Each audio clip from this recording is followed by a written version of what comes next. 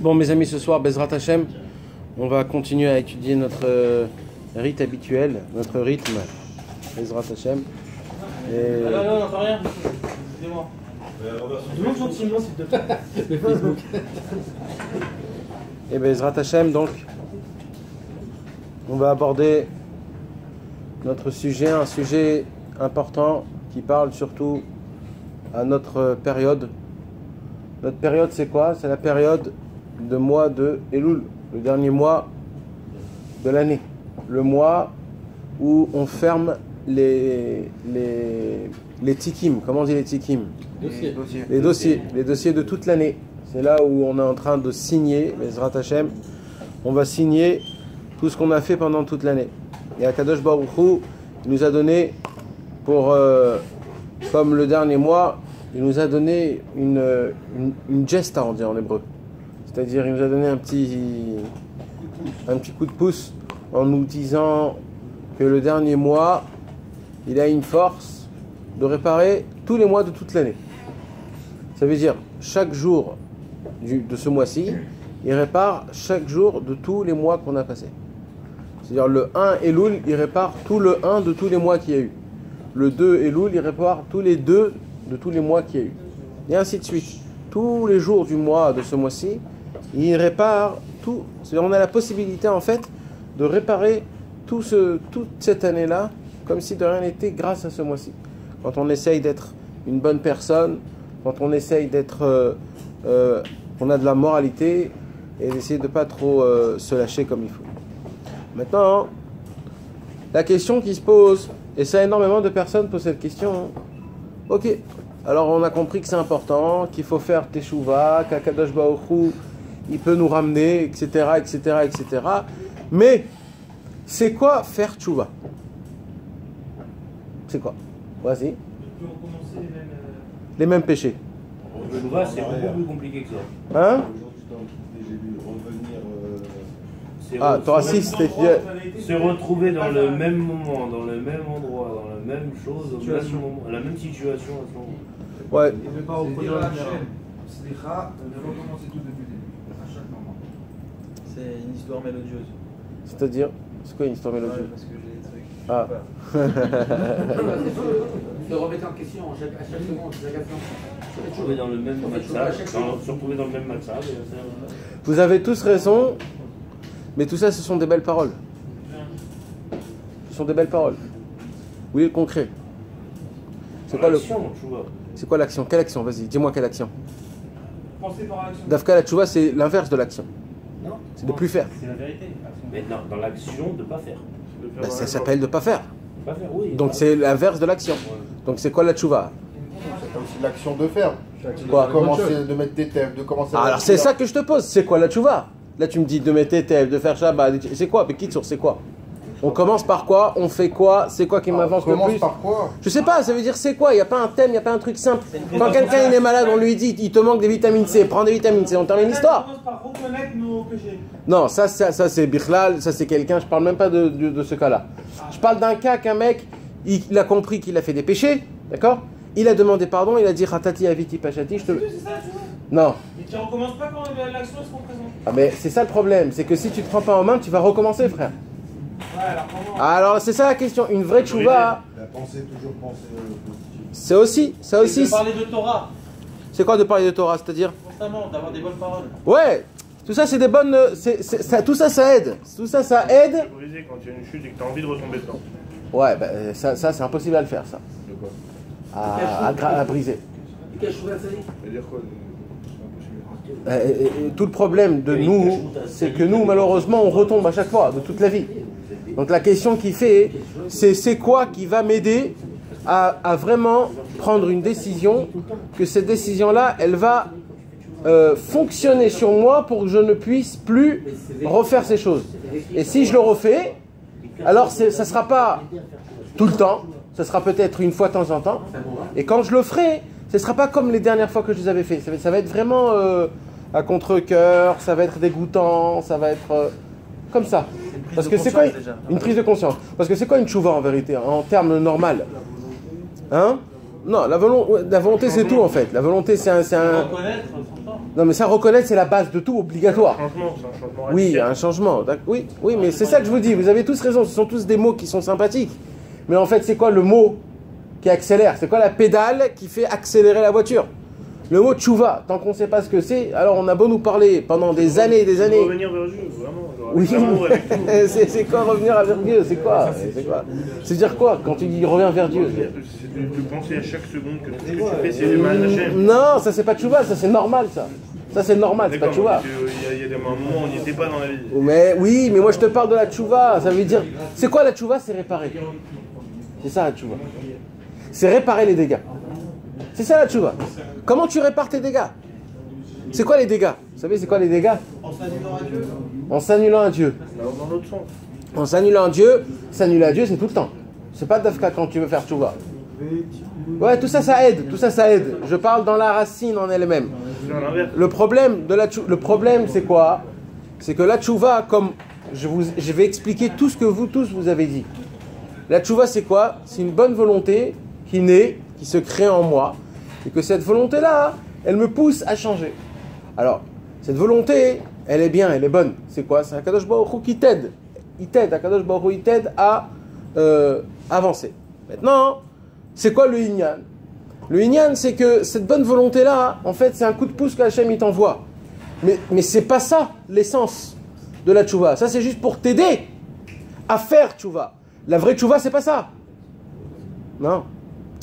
Parce que je filme, j'ai pas de caméra, donc je filme, je peux pas... Vous comprenez? Donc c'est quoi en fait le Inyan? Le Inyan, en fait, c'est un coup de pouce qu'Hachem il fait pour que toi, tu puisses avancer de tes propres mains, de tes propres pieds. Que tu puisses faire tchouva. Maintenant, faire tchouva, c'est quoi? Le minimum et la base de tout, comme on a dit, c'est de reconnaître le fait est que j'ai fait une faute. Je reconnais que j'ai fait une faute. Au moment où je reconnais que j'ai fait une faute, il y a trois points essentiels de la tchouva. C'est quoi les 3 points? Là, je parle vraiment très très bas. Là, je parle vraiment le minimum du minimum. Que ça, c'est obligé que chacun il doit faire. Les 3 points minimum de la tchouva, c'est quoi? C'est le regret, c'est la confession, et c'est de prendre sur soi-même de ne plus recommencer. D'accord? C'est ça la tchouva. Quand un homme il fait ces 3 choses, alors il fait tchouva. Mais le regret, tout le monde l'a à la seconde même. À la seconde même, mais pas après. À la seconde même, c'est un cadeau que Dieu il te donne. Encore une fois, c'est un coup de pouce qu'Hachem il te donne pour faire tchouva. Mais tu verras qu'une heure après, tu t'as complètement oublié, tu t'en fous complètement de ce qui s'est passé. Et c'est ça le problème. C'est nous, en fait, ce coup de pouce. C'est pas toi, c'est Hachem. Mais pour que toi, tu le continues. Mais on ne le continue pas. Faut pas se rappeler à chaque fois des mauvais Non, mais au moment, à la tchouva, oui, non, mais au moment, ça veut dire il faut que ça t'emmène quelque part, ce regret. Si c'est juste un regret tout simple, ça suffit pas, il faut qu'il t'emmène quelque part, il faut que tu fasses avec quelque chose. Tu comprends? Donc le regret, qu'est-ce qu'il fait? Le regret, il doit t'emmener à la confession, de faire le vidouille, de demander à Hachem pardon, Hachem, Ratati, Aviti, Pachati, j'ai fauté, j'ai fait ça, ça, ça et ça et ça, je te demande pardon. Et c'est pas juste je te demande pardon, je prends sur moi, avec l'aide de Dieu, je t'en supplie, aide-moi, je prends sur moi de ne plus recommencer. Quand un homme il fait ces 3 choses-là, regret, confession et recevoir pour le futur, de ne plus recommencer, c'est la base et le minimum de la tchouva. D'accord? Mais ça, comme je le répète et je le dis depuis le départ, c'est un peu tout ce que vous avez tous dit. C'est un peu tout ça. Mais il y a là une question, c'est quoi? C'est comment ça se fait qu'un homme, il fait tchouva et il retombe tout le temps? C'est ça la question.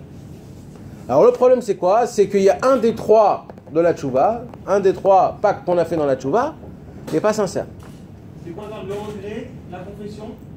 C'est quoi? Et de plus recommencer. Ah, et tout dans C'est pas qu'on en oublie, il y en a un qui n'est pas sincère ou un qui n'est pas véritable. Et c'est la raison pour laquelle tu retombes encore une fois. Maintenant, quand tu retombes encore une fois et tu fais tchouva, Hachem il est tellement gentil qu'il te pardonne. Mais Hachem il te dit, j'ai pitié pour toi, pas pour moi, moi je m'en fous. Mais moi j'ai pitié pour toi. Parce que qu'est-ce qui se passe? Tu vas toujours tomber, tu vas toujours demander pardon, et un jour tu vas désespérer. Et si tu désespères pas, alors tu vas péter un plomb. T'imagines le mec, c'est très dur pour ton âme. Toujours, tu tombes, tu retombes, tu refais pardon, tu retombes. À la fin, tu vas te briser en 1000. Quand on retombe, on retombe avec un lait un peu plus chavour chaque fois. Ah, et tu t'imagines combien tu es chavour après? C'est ça la question. C'est que tu vas devenir des miettes. Et c'est pas ça le Inyan. Le Inyan, c'est pas ça, parce que à la fin du compte, il faut être des simcha, il faut avoir d'espoir que Dieu il va t'aider, toutes ces choses-là. Alors, moi, la question que je pose, comment ça se fait qu'on n'arrive pas à changer Béhémet, véritablement? C'est ça la question que je veux poser. Donc, en fait, il nous manque... Hein? C'est beaucoup de choses, tout dépend. Mais il y a un truc, que c'est ça, en fait, la canne. C'est ta canne à toi qui te supporte. En fait, c'est la chose la plus essentielle. C'est une chose qui est très simple, mes amis. On en a parlé souvent. On a parlé le cours dernier et le cours avant-dernier. Et on va en reparler encore une fois dans ce cours-là. Parce que à chaque cours qu'on a parlé d'un sujet spécial. Ce cours-là, Bezrat Hashem, on va parler encore une fois, mes amis. Ça fait rien et c'est très bien. On va parler encore de la conversation avec Akadosh Baruch Hu, de la prière, comment elle doit se faire. Si vous vous rappelez, le cours dernier, on a parlé de quoi? Quand un homme il n'arrive pas à prier, il faut semblant de prier. Est-ce qu'il y a quelqu'un qui a fait le mytho? Personne n'a fait le mytho pendant cette semaine. T'as fait le mytho? Et ça a marché? Ça marche. Steph, t'as fait? Ça marche un moment et T'as dit, t'as dit il faut marcher la tête, essayer, tu vois quelque chose, tu baisses la tête, tu revois, tu baisses la tête. Ouais, franchement, il faut marcher la tête baissée à la dernière vérité. Ouais. J'ai failli mourir. Si c'est pour me faire écraser 8 fois, laisse-moi. Par contre, Nathan, ce que ça a amené, c'est que. Sur ma vie, mon frère, il faut rester comme si tu peux pas vivre. t'es pas tombé de la fila, tu peux pas dire ouais, la force, tu vois, même si t'avais semblant, la sécurité. Ouais, ben vadaï. Mais en vérité, t'as pris une véritable prière. Sauf, sauf c'est toi qui t'as passé ta pression. Mais Béhémet, c'était une bonne prière. Et on va l'apprendre ça dans la sikha d'aujourd'hui. Tu vas voir qu'on va l'apprendre, Rabbeinu il va le dire. Oui, il va nous le dire. Et cette fois-ci, ce qu'on va parler ce soir, c'est un autre point qui fait partie de la prière. Et ce point-là, il est énormément important. Ce point-là, c'est un frein pour énormément de personnes. Il y a beaucoup de personnes qui n'arrivent pas à prier comme il faut. Maintenant, je vais m'expliquer. Combien de fois je suis venu ici et j'ai parlé du fait qu'il faut faire Hitbodedut, qu'il faut prier Hachem? Combien de fois? Combien de fois on a appliqué ça? Pas autant de fois que j'ai parlé. Pourquoi?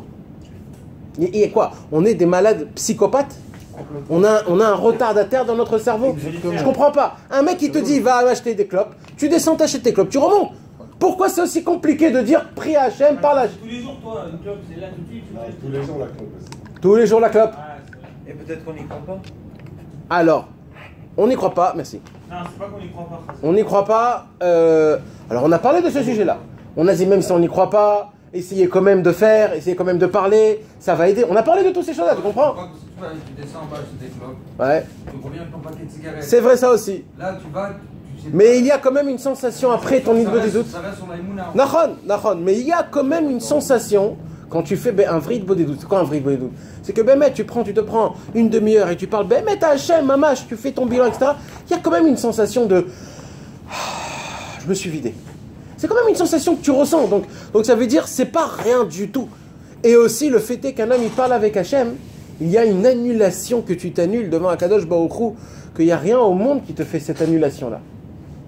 Maintenant, écoutez bien ce que je vais vous dire. Je ne sais pas si vous allez le comprendre tout de suite, mais c'est vraiment que ça. Hein. Vous savez c'est quoi le problème? Le problème c'est qu'on a trop de vérité. On est trop sincère, soi-disant. Ça veut dire quoi? Alors je vais m'expliquer. C'est quoi? On se dit comme ça. Je parle en général, hein. Je mets pas la kippa. Si je mets pas la kippa, pourquoi je vais prier à Hachem? Je suis hypocrite. Alors je sors avec des meufs, et après je vais aller parler avec Hachem, ça va pas ensemble. D'accord? Ou alors, je rate 2 ou 3 filotes. D'accord? Ou alors, Chazvé Shalom, j'ai raté mes tefilines. Je me suis rendu compte, parce que moi ça m'arrive ce genre de cas. Où des fois je vais faire un truc, je dis pourquoi tu vas faire le mytho maintenant tu vas prier alors que t'as fait. Bon, mais je parle de ça là. Non, mais dans le sens, non, mais après, c'est ce que je suis en train de te dire, mais moi après je me rends compte, après avec du recul, Ouais.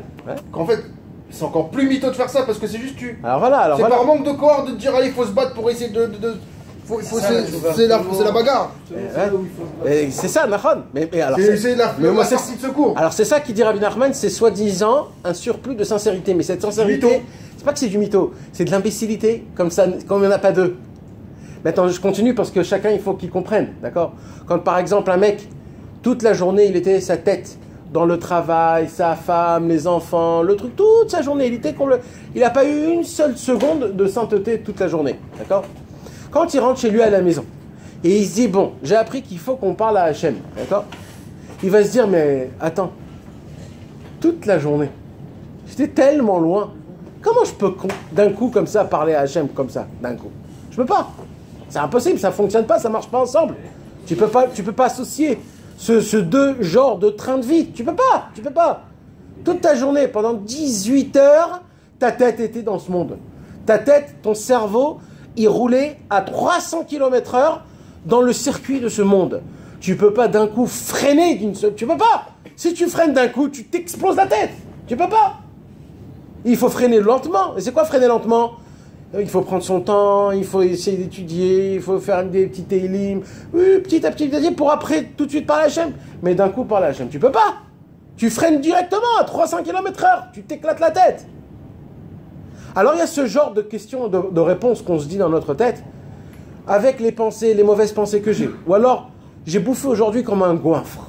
J'ai mangé ma tête. Je me sens lourd, je me sens, comment on dit...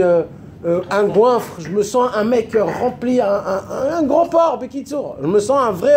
comment d'un coup je vais parler comme ça avec Hachem, avec mon ventre plein, avec des rots que je fais, etc. Ça ne fonctionne pas, ces choses-là. Alors il y a soi-disant ce Yetzerara qui s'habille en soi-disant hypocrite. Je ne vais pas jouer l'hypocrite. Alors ce Yetzerara, il vient et en fait, il te met un pistolet dans ta tempe et il tire une balle. Et à cause de ça... Non pas que toute ta journée, elle était naze, mais le Yetzirah, il a même gagné que la fin de la journée, les petites 5 minutes que peut-être tu pouvais parler à Hachem, même ça, il te les a pris. Et tout ça pour une excuse de quoi? D'hypocrisie. Qu'est-ce que c'est bête? Combien ça, c'est complètement naze. Alors écoute-moi bien. Là, j'ai parlé très bas, Jimmy. Tu veux que je parle maintenant un peu plus haut? Tu sais pourquoi tu n'as rien à dire? Parce que tu te sens naze. Je te promets que si je t'assois, un coaching, d'accord, un coacheur, je m'assois et je te renforce, et je te dis, t'es un vrai sergent, toi.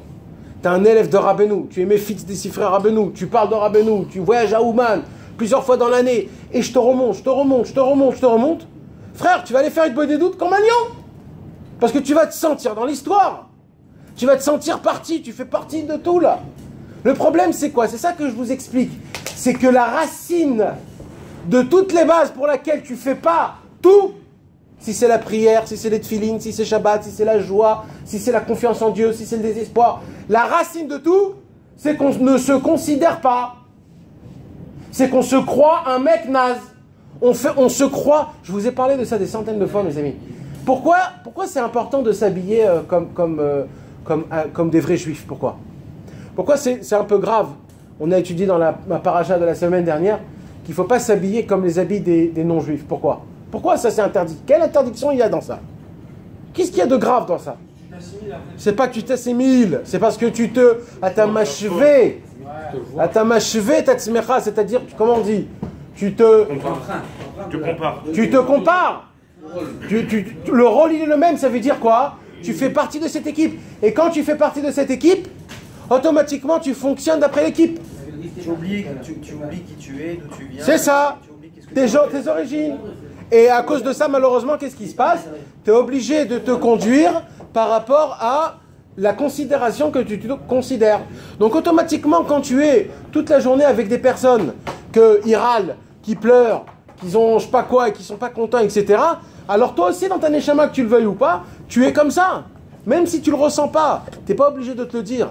C'est un instinct, c'est un instinct qui se fait dans le cerveau directement en te disant « je ne suis pas considéré, je ne me considère pas, je ne suis pas assez fort dans le service divin, donc ça va, je lâche l'affaire prise.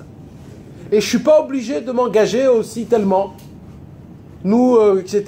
Pour nous, c'est bon, pour nous on est des light, nous on n'est pas des... Voilà, on est des traditionnalistes, nous on n'est pas des orthodoxes, ou alors des frous. Alors, c'est ce genre comment on dit, de de catégorisation qui est complètement naze. Ça n'existe pas, ça, dans le vrai juif. Il n'y a pas de catégorisation. On est tous des frères. Ça n'existe pas. C'est pas ça. Celui qui a créé les catégorisations, il a gagné, lui, ce mec. Il nous a gagnés. Il est divisé, on va dire. Et ça c'est le vrai problème. C'est qu'on n'arrive pas vraiment, véritablement, on se soi-disant, on se dit, je ne veux pas être un hypocrite. Tout ça sur le Hémet, le pauvre le Hémet, combien on se pose sur le Hémet. Tu t'imagines? Tu sais, quand je reviens aux habits par rapport à ce que tu dis par rapport au mytho, je te donne un exemple. Si demain il y a une personne, elle s'habille comme ça tous les jours, elle s'habille comme ça. Et qu'un jour elle décide de s'habiller un petit peu plus orthodoxe, d'accord?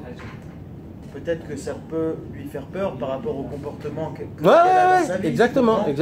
Alors comment moi je mets le truc noir, le truc tout ça, tout l'équipement qu'il faut, et que je fais pas tout ce qu'il faut par rapport à la religion. Tu vois ce que je veux dire? Donc quand tu te regardes dans le miroir, tu vois un rabbin. Voilà, mais il n'y a rien de ça. Exactement. Donc il y a quand même un point à soulever, tu vois. Non, ça c'est certain. Je parle pas de ça. C'est certain. Ça, ce que tu parles, c'est certain. Ça c'est grave. Il y a écrit que celui qui est comme ça, c'est comme comment ça s'appelle la chaise qu'on s'assoit sur le cheval. C'est comme une selle sur un âne. Comme ça il y a écrit. Comme ça Rabbeinu il dit. Celui qui s'habille et qu'il n'honore pas l'habit, c'est-à-dire qu'il ne fait pas l'habit, il fait le moine, ça veut dire, c'est comme une selle sur un âne. C'est même ça, qui est mardat al-khamor. C'est très grave ça. Si on l'avait fait tous les deux. Ouais, mais tu fais le mytho. Hein? Tu fais le mytho. Oui, mais là on parle d'un autre sujet là. Là on parle pas de ça. Si tu regardes par rapport au mytho, ça veut dire en fait c'est un élan. C'est parce que tu as des bonnes sheifot, tu veux vraiment avancer. Ça c'est bien parce que ça t'aide. Mais un mec qui s'habille comme ça parce que, soi-disant, il veut rentrer dans la masse, ou alors il veut recevoir des honneurs, ou alors il veut qu'il soit important, qu'on le regarde d'une certaine façon, c'est énormément grave. Énormément grave. Comme le cours de la semaine dernière, c'est la même chose. Si le mec qui fait le mytho. Oui, pareil, c'est pareil. Juste tout, pour paraître. Tout, c'est une histoire de vérité, de sincérité. Mais même la vérité, elle a infiniment de niveaux.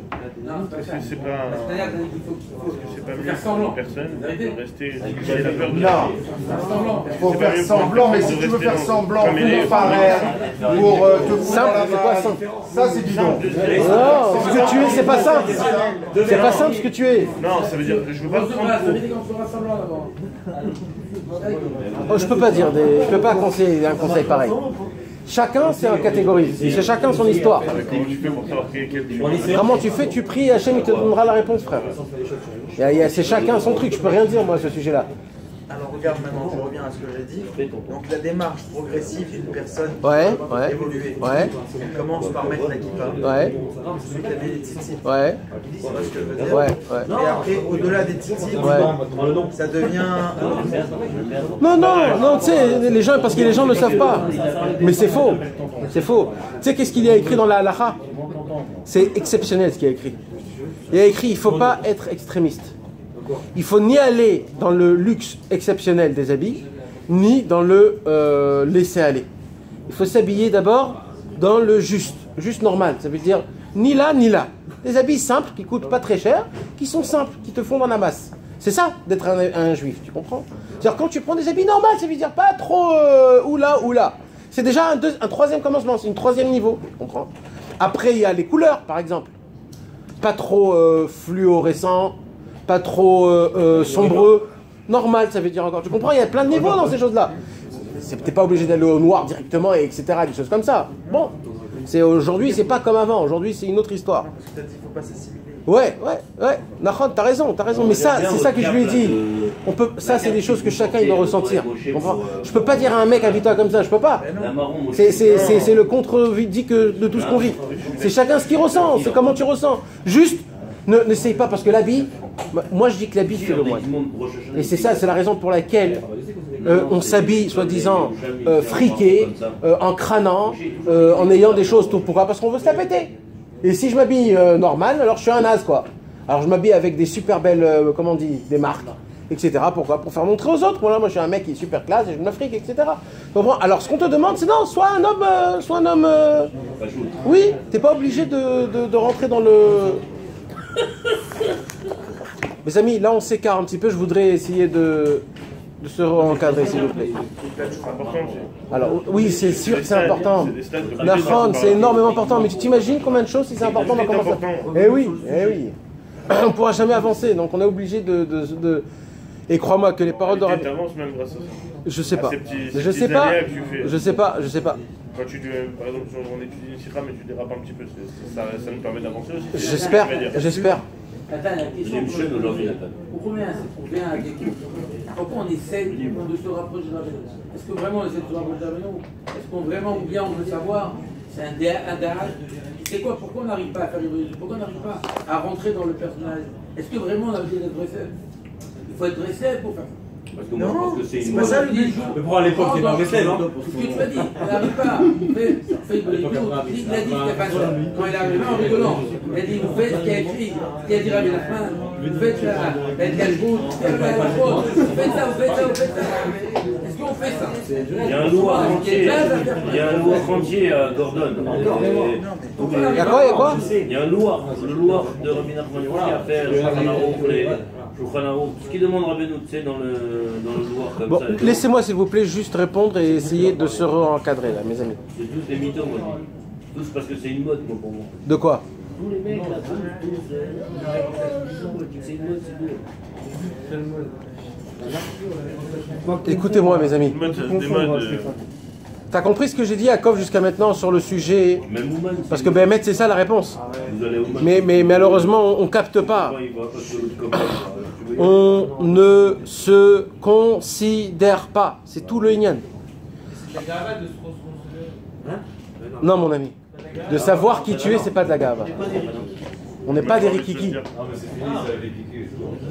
Écoute-moi bien.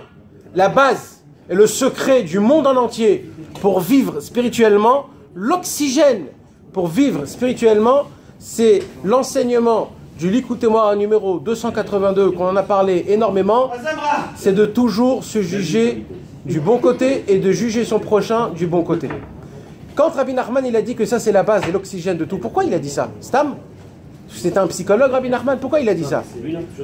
Hein? L'essentiel c'est quoi le Inyan? Quand Rabbi Nachman il te dit de se juger du bon côté, pourquoi il te dit de se juger du bon côté? Pourquoi?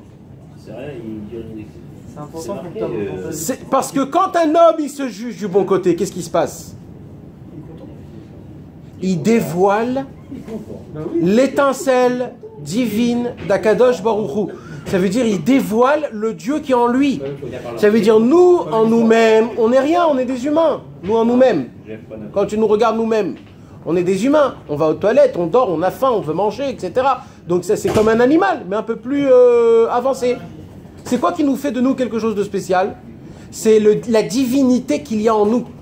Alors quand tu es mitmaked, comment on dit mitmaked? Tu te focalises sur ce point de divinité qui est en toi, que ce point-là, il peut être que bien parce que c'est Hachem.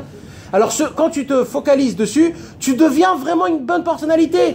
Et là, frère, 2 secondes, et là, frère, tu te sens riche. Un homme qui se sent riche, il est sûr de lui-même, il est joyeux, il se laisse avancer, même il prend du bitaron atzmi, il a de la confiance en soi-même. C'est plus facile. Et quand on nous manque de ça, on manque de tout.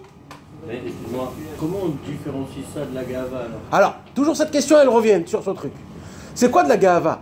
La gava, c'est quelqu'un, c'est une bulle. C'est quoi une bulle? C'est quelqu'un qui est gros, c'est-à-dire c'est quelqu'un qui se met au-dessus de ce qu'il est. Mais moi, c'est pas ça ce que je vous demande. Moi, je vous demande, connaissez qui vous êtes, c'est tout. Là, on ne parle pas de toi. On a tendance toujours à penser... Non, comment tu t'appelles? Benjamin. Benjamin, je parle pas, tu sais, quand je dis ça, je parle pas de toi. Non. Quand je dis de toi, c'est-à-dire de chacun de nous tous, je parle pas de moi. Je parle de la divinité qui est en moi, elle t'appartient même pas. Tu comprends ce que je te dis? Ça appartient à Hachem, c'est même pas à toi. Quand je dis qu'il faut se considérer, qu'il faut qu'on sache qui on est, qu'est-ce que ça veut dire? C'est pas je suis beau, c'est pas je suis... Non! C'est j'ai en moi une étincelle divine qui appartient à Hachem, c'est pas à moi. Que Akadosh Baruch Hu m'a donné, c'est ça tous mes sentiments. Donc en fait quand je me dis Baruch Hashem, merci mon Dieu, tu m'as donné, tu m'as réveillé ce matin, en fait c'est pas toi. C'est pas toi, c'est Hachem. Là, tu es en train de le bénir Hachem sur son étincelle qui t'a donné, qui est un Neshama. À partir du moment où je remets ça à Dieu, ouais. C'est plus de la gava. C'est plus de la gava, c'est à Dieu, c'est plus toi. Tu peux même pas te vanter que c'est toi qui l'as fait. C'est Hachem qui te l'a fait. Tu peux même pas te vanter. Tu peux pas dire j'ai étudié aujourd'hui 3 pages de Gemara. Tu peux pas. C'est Hachem qui te l'a fait, ça t'appartient même pas. Ça, c'est quand on regarde de cet œil-là. D'accord? On peut ne pas regarder de cet œil-là. Les mecs qui ne regardent pas de cet œil-là, c'est de la gave. Ouais, mais le mec est pas religieux. Ouais, mais on parle pas des mecs qui sont pas religieux. Il a confiance en lui. Non, il n'a pas confiance en lui, il a confiance en sa fierté. Mais ça c'est horrible. Il s'en tape de ton nitsut, il vit sa vie, il fait ses petites choses. Ouais, mais il est mort. C'est un mec qui est mort. Et puis il est vivant pour lui sur terre. Alors c'est quoi ta question, Bekitso? Alors Stéphane, là où tu veux en venir? Où? Là, ça veut dire que tu es en train de nous parler du nitsut. Alors quoi? Tu veux casser? Qu'est-ce que tu veux dire? Alors c'est quoi le Inyan? Je comprends pas. Qu'est-ce que tu essayes de nous dire par rapport à ce nitsut? J'essaye de vous dire, là je parle à vous, je parle pas aux mecs au fond là-bas, je parle des gens à nous. Tu vois, il veut pas te parler du co.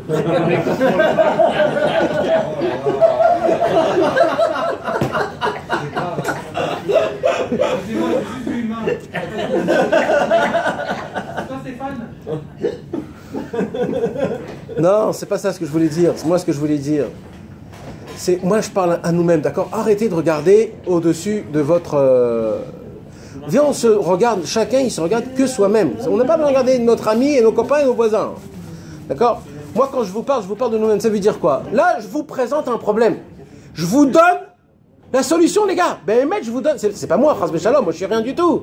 C'est ce que Rabbi Nachman a dévoilé. Ça lui a pris une vie en entière pour découvrir ça. Le problème essentiel, c'est qu'on ne se considère pas assez. On ne se considère pas quoi? Pas des fortifs, pas des musclés. On se considère pas des enfants d'un roi, des princes de Dieu. On se considère comme des esclaves complètement nazes qui nettoient les chiottes toute la journée. C'est ça le problème. Alors bien sûr que quand tu as un mec qui lave les chiottes toute la journée, jamais tu pourras lui demander, va étudier, va garder tes yeux, va garder ta pensée, ne dis pas des mauvaises choses. Mais non, je nettoie les chiottes toute la journée, comment je vais pas... Tu comprends? Par contre, si je viens, Stéphane, et je te parle le matin, je te dis, tu sais Stéphane, tu es allé tant de fois à Ouman, tu as fait beaucoup de chouva, tu as parlé à Hachem plusieurs fois, tu t'es trempé au mikvé tant de fois, ta neshama elle s'est lavée, et tu as étudié beaucoup de livres, et tu connais beaucoup d'histoires sur les tzadikim, et là je te fais quoi? Je te fais à Zamra, je te sors tous tes points divins de Dieu, je te les sors, ils apportent... Mais je peux avoir là-bas, même si j'ai confiance en moi, je peux avoir un moment de gava. Encore une fois, on répète. La limite, il a raison. Non. La limite, elle est fine. Bon, je suis obligé de vous dire cette parole-là.